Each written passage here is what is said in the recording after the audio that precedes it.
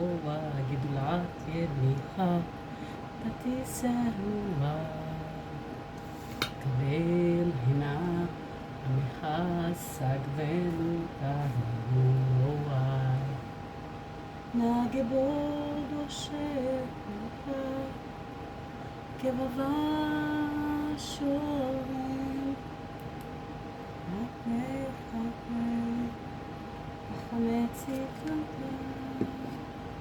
Tami golem Hassim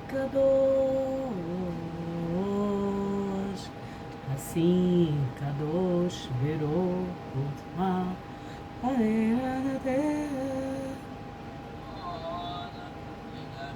אשר שר לאדוני על דברי חוש בין הימיני אדוני אלוהי בך חסיתי הושיעני מכל עודף והצילני ונדחוף גרעי נפשי פורק ואין מציל אדוני אלוהי אם עשיתי זאת אם אשעבל בכפיי אם גמלתי שולמי רע וחלצה צוררי רקב ירדוף אויב נפשי וישג וירמוס לארץ חיי וכבודי לעפר ישכן סלע Hassim kadosh berov ushba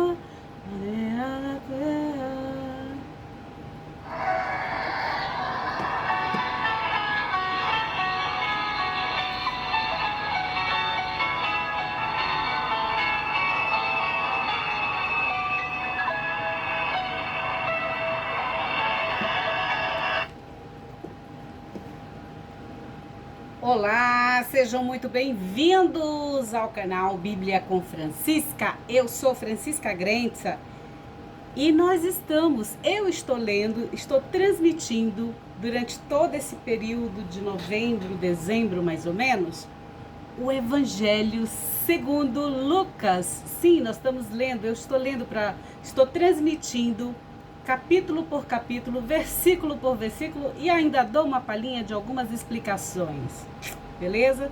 Se você ainda não é inscrito, eu te convido a inscrever-te neste canal, porque ele é um tesouro do eterno para as nossas vidas. E para você que já é inscrito, meu inscritube, seja muito bem-vindo, receba meu abraço, o meu beijo e já vou pedindo para você compartilhar este conteúdo com teus amigos, com teus amados nas redes sociais, nas tuas redes sociais, beleza? Compartilha, inscreva-se e aciona o sininho das notificações para que tu possas receber as notificações quando eu postar novos conteúdos aqui neste canal Bíblia com Francisca, neste programa Bíblia com Francisca e nos podcasts nas plataformas de áudio, beleza? O que mais? Já pegou sua água, seu vinho, seu tererê, seu chimarrão, seu champanhe, a sua Bíblia? Ó, eu tenho aqui a Bíblia das Paulinas, olha só, gente, que maravilha, né? Ó, Paulinas! Então, hoje eu vou ler o capítulo 18, a viúva e o juiz. O que será que tem essa história da viúva e o juiz? A viúva, vocês sabem que é um arquétipo na história de Israel, que ela representa uma das questões sociais que é o necessitado. A viúva, o órfão e o estrangeiro. Eles têm certos privilégios em relação a fazermos tzedakah para eles. Você faz? Você faz tzedakah para a viúva, o órfão, o estrangeiro? Eu tenho tudo isso na minha família, então, desde muito nova eu já faço. Eu tenho sim. Eu tenho minha mãe, enfim, minha irmã, minhas irmãs que são órfãos de pai, mas amo também um estrangeiro, então, quer dizer, esse é um dos mandamentos que eu acolho, né? a viúva, né? Cuidar da viúva, do órfão e do estrangeiro. Então esses são os que fazem parte da sociedade de Israel, que requer o nosso olhar mais amoroso, mais compassivo, mais misericordioso, né? Então vamos lá, vamos ouvir o que Jesus vai falar a respeito da viúva e do juiz. Será que temos em nosso país juízes assim bacanas, assim, gente boa, que seja ilibado, que seja bacana mesmo? Será que a gente tem? Bom, eu conheço alguns que são legais. Tem outros que chutam o pau da barraca, né? Quando eles estão assim nervosinhos. Por exemplo, houve um incidente uma vez, ano passado, com um dos juízes que eu gosto demais dele. Já assisti diversas palestras dele. Gosto demais. E justamente num período quando a esposa dele faleceu, era um período bem conturbado em nosso país. Então ele deu umas, sabe assim, umas lapadas em algumas pessoas lá em Nova York que vieram encher o saco dele, né? Aí ele pegou e disse assim: perdeu, mané. Perdeu, mané. Mas ainda assim, eu gosto de algumas coisas, de algumas colocações que ele tem. A filha dele tem um livro maravilhoso sobre questões digitais, sobre fake news na internet. Ela é advogada, a filha desse juiz. E ela escreveu um livro maravilhoso sobre as questões de fake news na internet. Maravilhoso, tá? Então vamos falar a respeito da viúva e do juiz. A gente tem que atualizar certas coisas para o nosso cotidiano, né, gente? Então, olha só, vamos lá.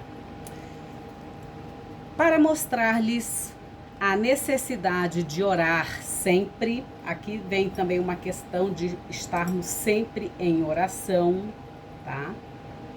Principalmente por nós mesmos.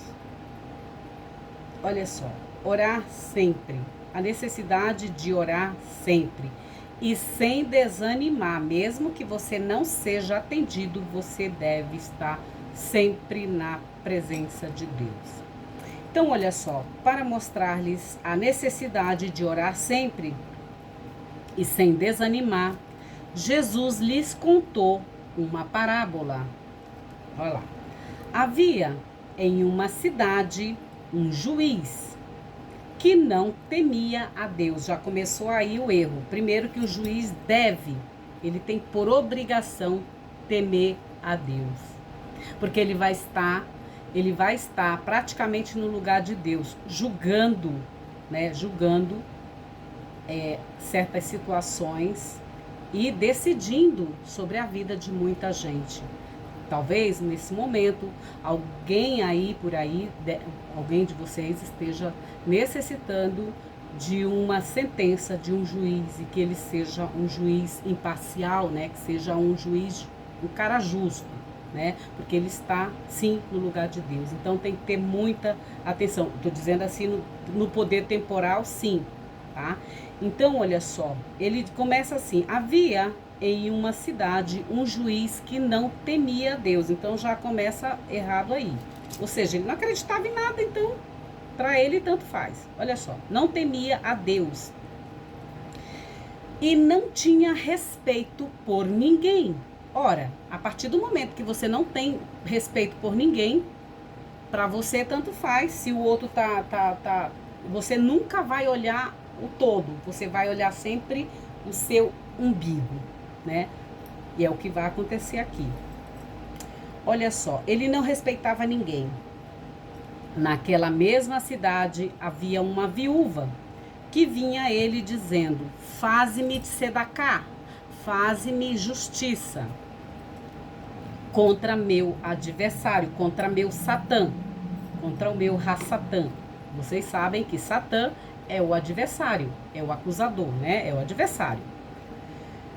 Durante muito tempo ele não quis, mas disse para si mesmo, ou seja, ele falou para si mesmo: embora eu não tema a Deus e não tenha respeito por ninguém, porque afinal de contas eu sou o cara, eu decido, eu já cheguei no nível alto, seja lá onde for.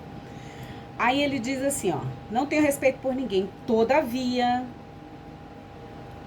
como esta viúva está me incomodando, enchendo minhas paciências, enchendo meu saco, é assim que ele iria dizer, enchendo meu saco, vou lhe fazer sedacá, vou lhe fazer justiça, para que não venha, por fim, me intimidar, ou seja, não me venha fazer mal. Ou seja, ele fez a justiça para a viúva,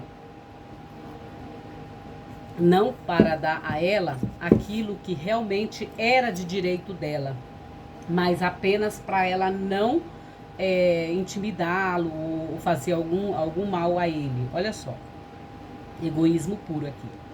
E o Senhor acrescentou, escutai bem o que diz o juiz injusto. Escutai bem o que diz o juiz injusto. E Deus não fará justiça a seus escolhidos, que lhe clamam dia e noite, tardará em ajudá-los? Eu vos digo, ele lhes fará justiça sem demora. No entanto, quando o Filho do Homem vier, encontrará essa fé sobre a terra? Ou seja, essa fé da viúva de estar ali resiliente atrás do juiz todo o tempo, faz-me sedacá, faz-me a justiça, faz a minha justiça. Meu adversário está aí me incomodando e você não decide, né? Não julga, não faz o julgamento. Então ela ficou todo o tempo lá atrás dele. E ele simplesmente, para se livrar dela, ele disse, eu vou fazer justiça para ela, mesmo eu não acreditando em Deus, mesmo eu não respeitando ninguém, mas apenas para que ela não me encha o saco, eu vou dar uma canetada na sentença dela, né? No processo dela. Então é isso. Aí Jesus diz, Deus não tardará em ajudar aqueles que necessitam de justiça, né? Ele diz, eu vos digo, ele lhes fará justiça sem demora. No entanto, quando o Filho do Homem vier, encontrará essa fé, ou seja, essa fé dessa viúva sobre a terra? Será que haverá pessoas resilientes, né? É isso que Jesus fala aqui e pergunta, né? Para todos nós. Agora eu vou falar sobre o fariseu e o coletor de impostos. Versículo 9. Para alguns que, convencidos de serem justos, desprezavam os outros, Jesus também contou esta parábola. 2 homens subiram ao templo para orar. Um era fariseu, ou seja, era um peruchim, e o outro um coletor de impostos. O fariseu de pé orava para si mesmo desta maneira: Deus, dou-te graças por não ser como os outros homens, gananciosos, injustos, adúlteros, nem como esse coletor de impostos. Ou seja, Deus, não quero ser igual a Francisca. Eu jejuo 2 vezes por semana, pago o dízimo de tudo que eu adquiro. O coletor de imposto, mantendo-se à distância, nem sequer se atrevia a levantar os olhos para o céu, mas batia no peito dizendo,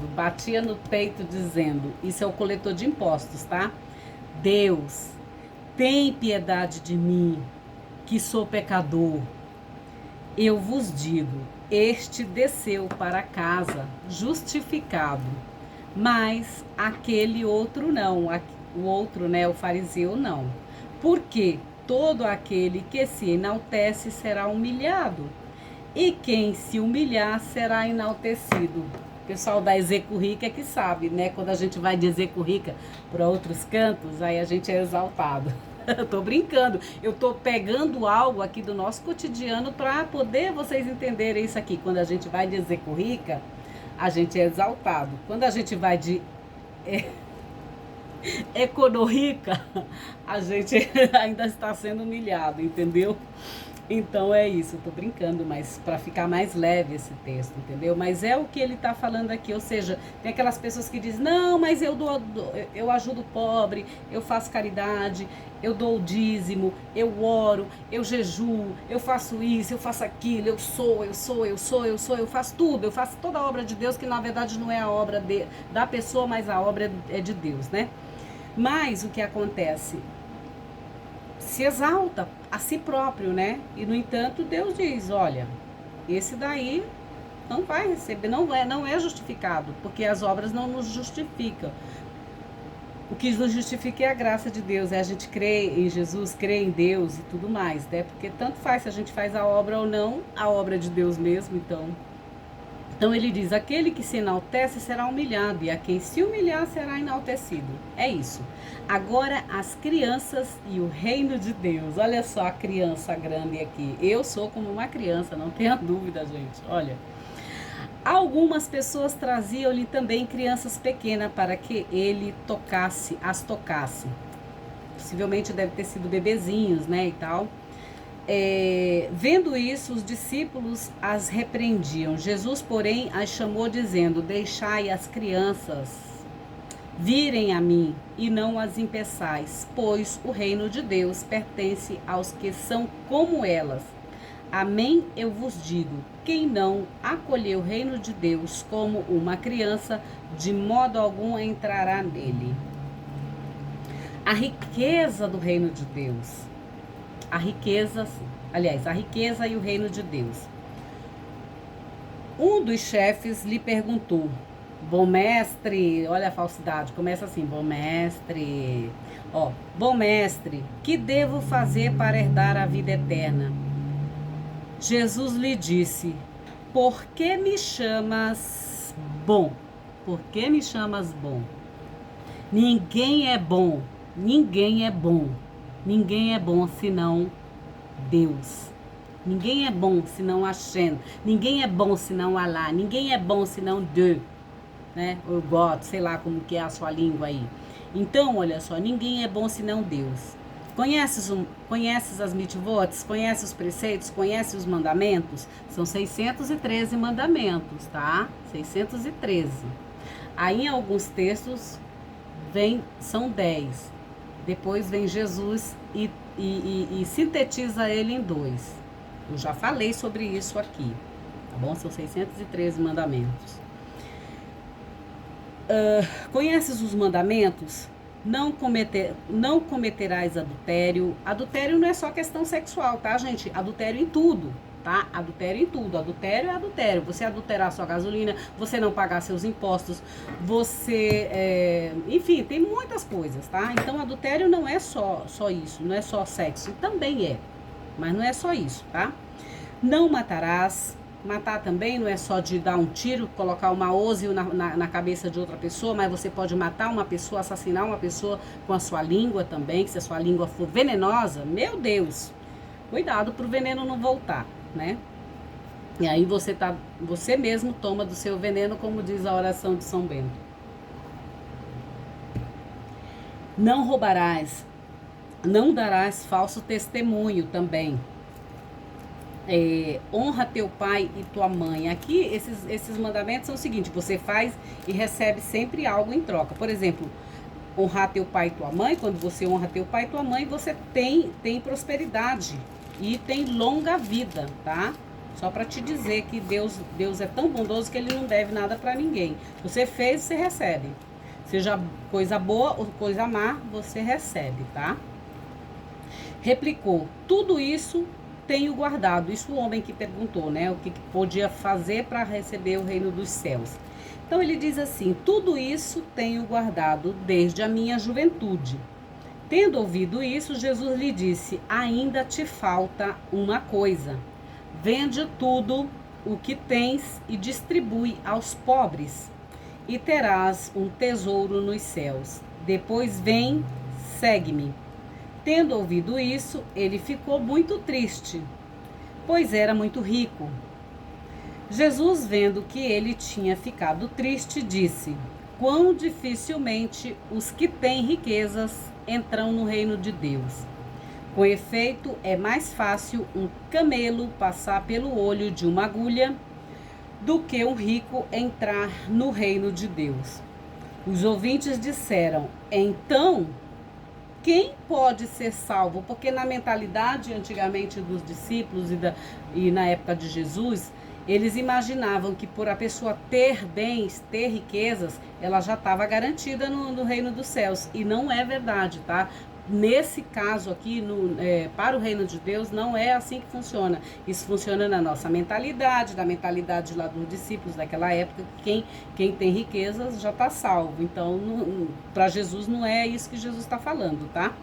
Ele diz que não. Ele diz assim, quem pode ser... Aí os discípulos já ficaram preocupados. Pô, mas se quem é rico não vai para o céu, então quem vai? Né? E aí eles perguntam. Os ouvintes disseram, então quem pode ser salvo? E ele lhe disse, Jesus disse, o impossível aos homens é possível para Deus. Ou seja, é impossível isso, né, na visão deles, mas para Deus tudo é possível. Deus é Deus, né?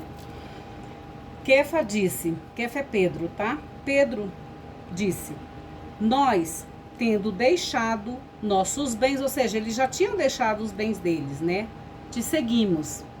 Jesus lhe disse, amém, isso é uma fórmula, amém, vos digo, não há ninguém que tenha deixado casa, ou mulher, ou irmãos, ou pais, ou filhos, por causa do reino de Deus, que não receba neste tempo muito mais e no futuro a vida eterna. Ou seja, quem deixa de livre e espontânea vontade, recebe, e recebe mesmo, gente, recebe mesmo. É aquilo que eu falo, você pode ter riquezas sem que a riqueza te tenha, sem o apego. É isso que acontece, tá? Terceiro anúncio da paixão. O que é paixão? Paixão é sofrimento. Se você está apaixonado, você está no sofrimento, tá bom? Se você tem paixão pelo seu trabalho, acredite, você está no sofrimento, porque paixão refere-se a sofrimento, tá? Dura aí, às vezes dura 3 meses, dura um período pequeno e tudo mais, né? Exatamente como acontece aqui com Jesus. O terceiro anúncio da paixão. Por isso que tem aqueles crimes passionais de paixão, tá? É isso, tá? Geralmente é na paixão, porque o sangue, né? Aquela coisa, né? Enfim, quem conhece psicologia tem um termo técnico aí para isso, né? Que são acho que são os coléricos, né? Aquela coisa toda, se não me falha a memória. Então, olha só, é a paixão, né? Então, olha só, você age pela paixão, né? Pela emoção, enfim. Sem inteligência emocional, então. Ó, tendo levado à parte os 12, Jesus lhes disse, estamos subindo a Jerusalém, e se cumprirá tudo o que foi escrito pelos profetas para o Filho do Homem. Com efeito, ele será entregue aos gentios, aos pagãos, tá? Aos gentios, e será escarnecido, ultrajado e cuspido. E depois de tê-lo açoitado, o matarão, e no terceiro dia ressuscitará. Mas eles não compreenderam nada. Aquela afirmação lhes permanecia velada e não entendiam o que lhes era dito. Ou seja, Jesus, desde o capítulo 10, aliás, desde o começo do evangelho, ele está contando, olha, o Filho do Homem vai ser entregue aos pagãos, vai ser morto, enfim. Só que os discípulos achavam não. É mais ou menos o que acontece conosco. Todos nós sabemos que nós vamos morrer. Só que a gente acha que a gente vai viver a dia eterna e não é, e a gente não se prepara para a nossa morte, não programa uma festança assim, né, para todo mundo dançar na nossa festa. E eu gostaria muito que todo mundo dançasse, quer dizer, as pessoas que realmente fizeram parte da minha vida. Os falsos, eu já disse para meu marido, ó, se essa pessoa vir aqui atrás de você, não acredita que é falsa. Então, eu quero ela distante daqui, inclusive quando eu estiver no caixão. Então, assim, na hora, uma festa, o que vocês acham? Não é legal fazer uma festa bem bacana? A gente tem que se preparar. É mais o certo irmos para, né, morrermos do que estarmos aqui, entendeu? Então, assim, Jesus ficava falando todo o tempo para os discípulos, olha, é isso aqui, olha, tem gente que morre de medo de morrer. Meu marido, por exemplo, morre de medo de morrer. Eu digo, olha, assina essas coisas aí para deixar preparado. Meu marido é estrangeiro, então tem algumas coisas que são necessárias. Ele disse, você tá desejando, não tô desejando nada, mas a gente tem que ser práticos nas coisas, né, gente? Então, eu vejo muitos colegas que são estrangeiros, que têm maridos estrangeiros, e depois, quando o marido morre, tem maior problema, porque tem um monte de documentação que às vezes os caras não deixam preparados, e aí depois a gente toma na tarraqueta, fica tudo aí, os caras querendo cobrar um absurdo, simplesmente porque naquele momento você tá fragilizado, todo emocional, aquela coisa toda. E aí o pessoal vem querendo cobrar, assim, absurdos, né? Então, às vezes eu digo, olha, o fulano de tal morreu, esqueceu de fazer isso aqui. Então, já resolve, mas morre de medo. Eu já deixei tudo ali. Meus documentos, tudo bonitinho, o que eles têm que fazer, o que não tem. Eles dizem que eu sou louca, mas não sou louca, eu sou realista, só isso. Eu sei que eu vou, então pra que eu vou ficar aqui me iludindo? Eu aproveito o máximo essa vida, mas eu sei que uma hora a Shen vai me chamar e eu vou feliz. Eu espero estar dormindo, roncando, quando ele me chamar. Que eu amo dormir, eu durmo, eu deito, durmo e ronco. Então, olha só, Jesus ficava preparando eles. Olha, vai acontecer isso, eu vou morrer, eu vou ressuscitar. Mas eles ficavam lá, não vai acontecer nada, entendeu? E aí, olha só o que acontece. Me matarão no terceiro dia, ressuscitará. Mas eles não compreendiam nada. Aquela afirmação lhes permanecia velada. Parecia que eles tinham um véu na sua consciência, na sua sinédese, né? E não entendiam o que lhes era dito. Eu sei que tem muita gente aqui, por exemplo, que eu falo as coisas, às vezes tem muita gente que não compreende. Não compreende, deve dizer, essa mulher é doida, não tá falando coisa com coisa. Mas eu tô só alertando para vocês que isso também vai acontecer conosco. Exatamente como Jesus está falando para eles, ele está falando também para nós, que nós também vamos, tá?